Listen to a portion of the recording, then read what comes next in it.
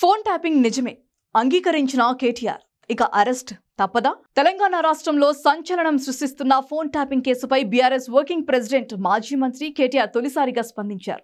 Phone tapping విషయం వాస్తవమేనని ఒప్పుకున్న కేటీఆర్ ఒకవేళ చేస్తే ఒకరో ఇద్దరవో ఫోన్ ట్యాపింగ్లు చేసి ఉండవచ్చునని కేటీఆర్ అన్నారు. దాని గురించి తనకేం తెలుసని ప్రశ్నించారు. దొంగల ఫోన్లు ట్యాప్ చేయడం పోలీసుల పనే కదా అంటూ ముక్తాయించారు.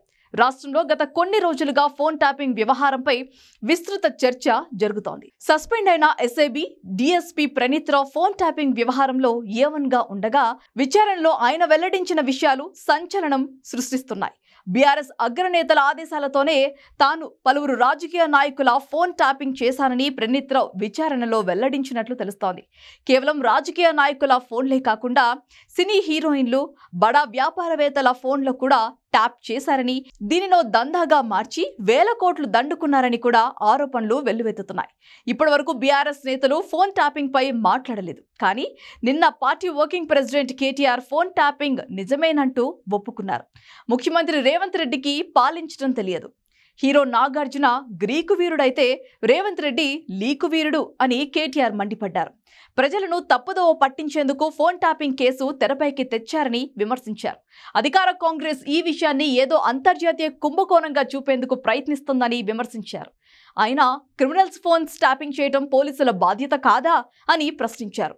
లక్షల మంది ఫోన్లు ట్యాప్ చేశారని యూట్యూబ్ ఛానళ్లలో ప్రచారం చేస్తున్నారు. కానీ ఒకరిద్దరు మాత్రమే చేసి ఉంటారని ఆయన వ్యాఖ్యానించారు. ట్యాపింగ్ కేసుల్లో సంచలన విషయాలు బయటకు వస్తున్నాయి. రాజకీయ ప్రత్యర్థులనే కాకుండా ఓ మాఫియా లాగా వ్యాపారుల ఫోన్లను ట్యాప్ చేసి ఆస్తులు రాయించుకున్నారన్న విషయాలు వెలుగులోకి వస్తున్నాయి.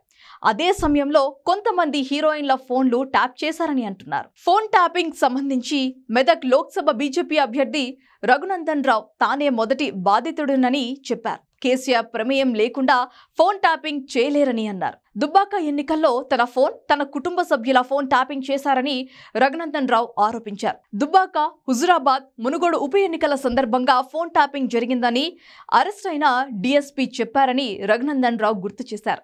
ఫోన్ ట్యాపింగ్ కేసులో తొలి ముద్దాయిగా కేసీఆర్, రెండో ముద్దాయిగా హరీష్ రావు, మూడో ముద్దాయిగా అప్పటి మెదక్ కలెక్టర్ వెంకట్రామరెడ్డిని చేర్చాలని డిమాండ్ చేశారు. గతంలో బేగంపేటలో ₹1 కోటి పట్టుబడ్డ కేసులో ప్రస్తుత ఎమ్మెల్యే రాజగోపాల్ రెడ్డి, వివేక్ వెంకటస్వామిలు కూడా ఫోన్ ట్యాపింగ్ బాధితులేనని గుర్తు చేశారు.